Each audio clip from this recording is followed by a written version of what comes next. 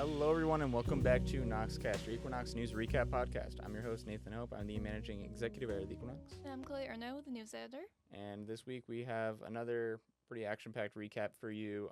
Before getting into the proper recap, I'd like to talk about, just as we get into the end of the year again, we have some open positions, some positions that will be opening going into the new year. So if you like the Equinox, if you're interested in becoming more involved with us, it's a great opportunity. Currently, we have one e-board position to be filled, which is business manager. So that assists with purchasing supplies, merch, things of that nature. Basically, just assists our administrative executive editor Jacob with some weekly purchasing things. So lower responsibility position, but still important. And then additionally, we have unlimited senior staff positions, senior reporter, someone who takes maybe 2 articles a week instead of 1, assist editors more than usual, things of that nature, senior photographer, again, similar idea, senior social media staff, any area that you could really think of. If you're interested at all in just joining the e-board and want to hear more about positions, you can email me, nhope@kscequinox.com. And I'll get back to you with more information. We also have a job application at the bottom of our website that you can just fill out at any time, and then we'll be in contact. With that being said, though, we can get into our recap. So our top story in news comes to us from one of our copy editors, Serena, with photos from our opinions editor, Maddie. So it was about U.S. Senator Jeanne Shaheen's visit to campus. So it wasn't a breaking news piece, but it's sort of an example of how fast things can really move, because we got reached out to a day beforehand of this happening, first by the college's marketing team to let us know that Shaheen's team wanted to know if this would be of interest to us to cover her sort of touring areas where she secured congressionally directed spending for fiscal year 24, and letting them know the names. And so I was sort of reaching out to see who we can get for what, and then later that day, we got word directly from Shaheen's team that said we actually wanted to visit the Equinox office first before the official tour began to talk about the restrictive voter law revolving around student IDs not being accepted, like we talked about in Noxcast last week. So we did, 6 of us, I believe, got the chance to speak with Senator Shaheen about the voter ID law, about the war in Iran, and also higher education funding. So it was a nice conversation with her, and I'm really glad her team decided to set aside some time to speak with us as student journalists. Yeah, and I'm very upset that I had to miss it because I'd work from 2 to 4:30, but it was great coverage by Serena. There were some great quotes in there. The photos came out really great as well. I loved getting to see parts of her tour around the TDS and other parts of campus. And I agree that what we talked about with her was also very important about the student IDs.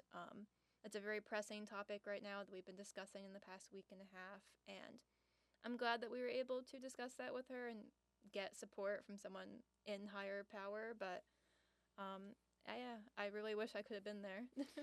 Yeah, but it's just one of those things where you can't really say no to an opportunity like that, to be able to just not only just cover it, but also being able to speak with her directly was super special. And I'm glad that her team, and anytime an elected leader will think of us and sort of reach out beforehand and want that coverage and want to speak with us.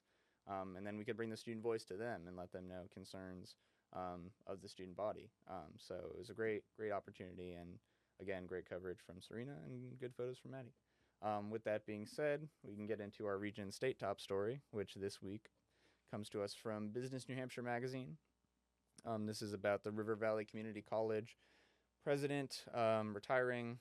So this isn't like any circumstance where he's going to a different college or there's some sort of other thing going on that's causing this to happen. I think it's just, getting up there in age, so time to, pass the torch or whatever it may be. So I think in this article, the reason I wanted to put it in is because we have such an overlap with River Valley, given they are sort of co-located with the Keene State campus.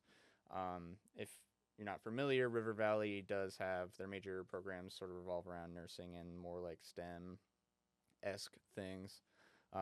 So there's definitely some synergy there with the college, but they do offer sort of a unique and different experience as well. But with that being said, I think there's some good quotes in here about just the potential effects of this on the community college system and how given the fact that it is more of a traditional transition of power, I would hope that whoever might be the next president of River Valley will sort of continue the work they've been doing, continue making sure that those transfer pathways are accessible for Keene State, as well as, it talks about in here the outgoing president, Alfred Williams, talks about accessibility of education and wanting that to maintain a priority educational opportunities in the state of New Hampshire. And I think that's a really good thing to hit on, especially from someone who currently leads a community college, but also just looking at the state of higher ed in general in our state. I think we need more people who are committed to that. Yeah, and it goes hand in hand with what we've been covering in the last year and a half, especially with Treadwell's departure last year. And it is very important because we share this community with them. Those people probably do pick up some of our papers, and they're community members, so it's important to acknowledge what's happening over there. But as you were speaking to, it should be a much more easygoing transfer of power as he's just retiring. So I'm hoping everything works out well over there. Definitely. And if you're listening and you're from River Valley, you attend River Valley, shout out to you. Thank you for listening to Noxcast. With that being said, our student life top story comes to us from our student life editor, Justin, with also help from our staffer, Sophia. And this is coverage of Greek Week, a multi-day event as it entails with the title, where Greek organizations, so fraternity and sorority life, get together and really host a friendly competition between each organization. I believe, they start the week with field games and sort of just playing against each other over there. But then it all culminates into the biggest event of the week, which is Air Band. So a big dance performance where each organization gets a chance to. There's a theme associated with it, I know, and there's also musical accompaniment, and everyone sort of dresses up, and it's a really fun time, it seems like, for those who are involved in Greek life, and sort of just a celebration of what they contribute to campus, and also just raising the prominence of their organization as well. So I think, it is one of those big events that sort of happen as we get to the end of the year, but also sort of a welcome thing for a lot of people, where it's getting also to be somewhat of a stressful time on campus with finals and things like that. So it's good, I think, whenever there's an opportunity for students from any aspect of campus, but, those who are in Greek life in this instance, to be able to just have some fun and provide a nice, outlet to really just get away from all of this stress. And it was such a beautiful week for it as well. It's been so sunny and wonderful the last 2 weeks, so it was great to just bring campus together like that. I know for me, at least, I always have a good time when they just spawn in around me and I get to interact with them, just walk through those kind of events. It really brings a liveliness to campus. For sure. And, I noticed it walking into the student center as well, and I was thinking, oh, well, that's definitely them playing field games over there, and sort of just signals the start of Greek Week. So definitely something that you can't miss, and a big annual event for them. So I'm glad it went well again, and that everyone had fun, it seems like. Then we can, with that, we can get into the editorial this week, which was about a state legislator bill, which revolves around, it's called the Right to Challenge Act, and it revolves around allowing parents or guardians to request removal of public school materials that are harmful to minors. I think something big we try to hit on with this, because the immediate thought, first of all, goes to K through 12 settings in particular, but it also goes to the motives behind something like this. And there are already things in schools, public schools in particular, where you have permission slips, you have, requests for alternative assignments. So there are plenty of aspects where parents already do have a say, and some would argue maybe too much of a say already in their child's education in each instance. But with something like this, it's a vaguely worded bill. Again, with the harmful to minors quote there, talking about, that definition could be different for any number of people. For some families, on the more conservative side, maybe more evangelical religious side, talking about, maybe a book that features a same-sex couple just in general, a child in a story. You might have two moms, two dads. For a lot of families, they would say that that's harmful to minors, but other people would argue that that just shows, that is something that you can be. And I think, these different age levels, children sort of need to be able to know that these are, they need to be able to learn things in general, but learn things about themselves. They need to be able to learn accepting others and, knowing that these are things that people identify with. And I think it's really dangerous with a bill like this, if it is passed, to just further empower any of the most radical families to prevent that educational opportunity for an entirety of a school. And I think K through 12 is such a broad range of ages, because you have high schoolers in there who are broadly able to understand these topics and who are mature enough to comprehend them. And as you were speaking to, a lot of these initiatives usually cover or try to take away DEI, talking about racism, LGBTQ communities. It's not actually targeting anything that's harmful for children. And it is usually rooted in religious activities and religious beliefs, which is negative because you're trying to impose your beliefs onto other people. And I think this can be very harmful if it's passed, and it's very dangerous to see what it will do to the education system. And I think, there's some different moving aspects of this, but you just have to think about. I have like an anecdote about my American history teacher in high school who, the family came from the South, and they said, "Why are you teaching that it's the Civil War? It's the War of Northern Aggression." So things like that, where parents can sort of, express their point of view, I guess, where they have a problem with the curriculum. That's never been a thing that you can't do. But at the end of the day, I think we should leave it to our educators, our professionals who are credentialed and have gone through college and have the ability to teach. Um, I think they do know best, and that the curriculum should be upheld, standards should be upheld, and we shouldn't delegate more and more to people that don't have these experiences and credentials and really can't speak to what might be best for a curriculum and education setting. And again, the concerns revolving around just how many children are sheltered, and really school is their one. I don't know, want to say like escape necessarily, but that is true for a lot of students, where they can learn more about themselves, about others, can learn these really valuable lessons, particularly through books, and at a time when reading scores are such a big concern. And we should be encouraging reading more. We shouldn't try to be taking away any materials just because of the thoughts of one parent or one family. Yeah, I think it's ridiculous. I think it's going to have a much more harmful effect than they think it's going to. And I've been in the education system.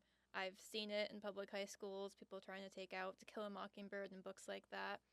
And it's always negative, and it's always going to negatively impact the students because one family and one set of parents just doesn't want these books taught. And you can't impose that on the entire population of students. You can't take away from all of them just because you don't want your one child learning about it. And if you really feel that strongly, maybe you should just homeschool your kid instead of ruining the experience for an entire population. Right, yeah. But with that being said, we do have a couple more upbeat, positive articles on the back end of the paper here. So our top story in arts and entertainment is from our administrative executive editor, Jacob, stepping out of the sports realm here a little bit with this piece about a new hire in the Redfern Arts Center. So this is Taryn Nichols, who is stepping into the role of audience service coordinator. So this is sort of a low-level managerial position where she will be supervising workers, I think, and scheduling shifts and sort of just making sure that things run smoothly on the event side of things when it comes to any Redfern performances. But definitely, I think, welcome news to hear about any new addition to campus in any department or area. The Redfern Arts Center, I know particularly, has been one, much like much like other areas though too, where there has been some of that turnover for any number of reasons, due to staff cuts, due to leaving, retirements, whatever it may be, where there has been that turnover and sort of not knowing who might go to what role or how many roles they can backfill. But I think they were able to make this hire pretty swiftly, which is really good news at a time like this. And it is someone who expresses, that excitement of being in the role and wanting to really be a super fan and really promote all of their events that they bring to campus. And so I think this is really great stuff to hear, and I'm hopeful that we can sort of boost up spirits and energy, especially for the students over there where this matters most. They have so many different workers who work at the Redfern, so I think a great piece here. And I love to see new hires after all the budget cuts and staff losses that we've experienced in the last year and a half. It's incredible that they're getting new people and filling those vacant spots and creating new positions as well. And it's nice to hear someone who has some experience with the campus, who's been on campus, who is supportive of the people here. It sounds like she's going to be great in the role, and I'm happy to see what happens in the future. Definitely, and she talks about being someone who previously has attended Redfern performances, so it's not like she's completely new to the space entirely. She does sort of know what this is like, and she has previous experience also, which I think will lend itself well to the role. So hopefully, things will keep looking up for the folks over there that provide such value to campus through all the different vibrant events that they have over there. With that being said, though, our last top story here in the sports section is about the Owls for Owls program. This comes to us again from our administrative executive, Eric Jacob. So this is a piece about a program that was started by the Student Athlete Advisory Committee, which sort of is a student-run committee that deals with aspects of student athlete mental health and personal things about supporting athletes just as people, really. And so this really goes in line with their mission because it makes it so it sets aside certain games where athletes from other sports are able to attend those games and fill up the stands and make those athletes who are playing feel even more supported. It kind of makes sure that there will be a full house or close to a full house during those Owls for Owls games. And I think it's a really nice initiative where it really just boosts and makes everyone just feel nice and good and supported. Because we've talked about before with all these other articles about how great each team is doing or how great these standout players are. And sort of, we have our part in really elevating just the fact that there are so many cool things that people are doing, so many hardworking athletes on campus. But, it's different to feel that support during games. And I feel like this is a really valuable initiative in boosting that up. Yeah, and I feel like that's definitely helping to create a sports community on campus and supporting the ideas of sportsmanship amongst the athletes. It must be really nice to see a bunch of other athletes in the stands while you're playing, supporting you and cheering you on. And I'm sure it was very meaningful for all of them. And it was very impressive they managed to schedule this around like their own sports times, their own games, and that's a lot of work to put into that just to put this together. Yeah, so I think, I've been really glad to see these varied pieces in sports where, it's a look at something that maybe some people didn't know about. But we had some really good pictures also from one of our senior photographers, Jacob Friedman, who sort of just took pictures of the stands where you can see all the athletes from various other sports is there. And it's a really striking visual that sort of illustrates, what that sport looks like in real time. So really just a positive note to end on here. With that being said, though, I would like to say that the next few weeks will also be some pretty heavy hitters in terms of, big events coming up, like I said, really important pieces from all sections to go over. So I'd say if you haven't already been a regular listener, you're going to want to keep tuning in up until the year's end because it's only going to get crazier from here. With that being said, I would like to extend a special shout out to the composer of the music for Noxcast, our very own Equinox alum, Zach Keenan, to the creator of the graphic for Noxcast, our very own art director, Elijah Fisher, and finally to the editor of Noxcast, our very own multimedia director, Noelle Hisgen.